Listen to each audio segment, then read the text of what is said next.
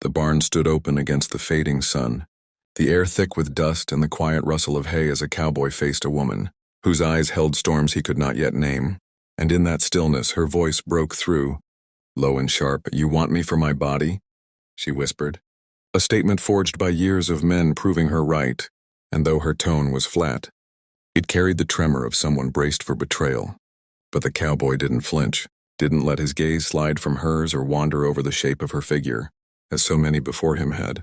Instead, he stood steady, shoulders squared, his hat tilted low against the glow of the horizon, and after a long breath he answered, "No. I want you because you don't beg."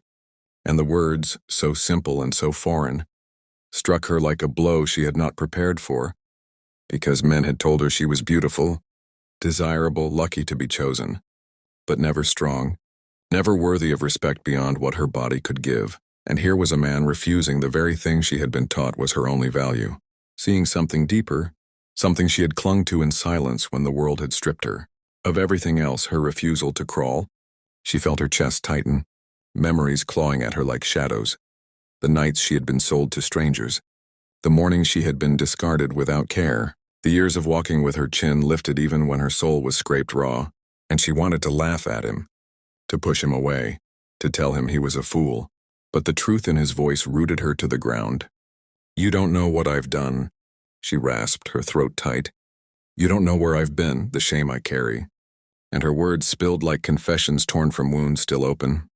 But the cowboy stepped forward, boots crunching against the sand, and his shadow stretched long across hers as he said, "Shame doesn't decide who we are, how we walk forward does.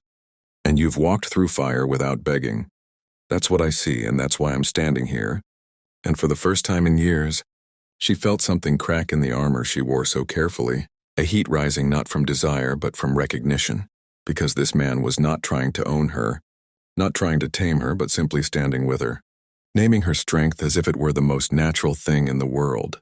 She turned her face away, tears threatening, the weight of his words heavier than any chain she had borne, and whispered, "What if all I have left are scars and sharp edges? What if I've forgotten how to be soft?" And the cowboy, with the faintest smile tugging at the corners of his mouth, answered, "Then I'll take your edges, because a blade forged in fire cuts truer than anything else." And his voice carried no pity, only respect, the kind of respect a warrior gives to another who has survived the battlefield. The air between them thickened, charged with unspoken promises, and she felt herself inch closer without meaning to, drawn not by his body but by the steadiness of his soul. And in that moment she realized he wasn't here to rescue her or rewrite her story. He was here to walk beside her, to honor the strength she thought no one else could see. And for the first time, the word hope flickered in her chest, fragile but alive.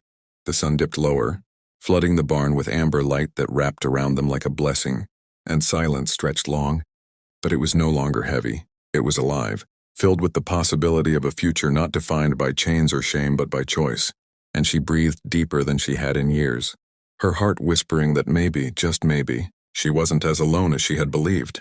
He didn't reach for her, didn't push, didn't claim. He only stood there, steady as the earth, waiting, and she realized that was the difference. He wanted her not for what she could give, but for what she already was, unbroken, unbowed, unbegging.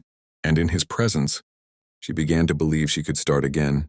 Outside, the plains stretched endless, the wind carrying dust and the promise of tomorrow, and inside that barn, two souls scarred and stubborn, found in each other the kind of truth that doesn't need soft words or easy lies, only the courage to stand and be seen. And as this chapter closed, as the screen fades with the weight of their story still hanging in the air, I want to remind you, if this tale stirred something inside you, if it made you feel the power of standing tall even when the world tries to break you, then subscribe to this channel. Because here you'll find stories of courage, resilience, and the kind of love that doesn't come from begging but from respect. And by subscribing, you'll never miss the next story that just might touch your heart the way this one did.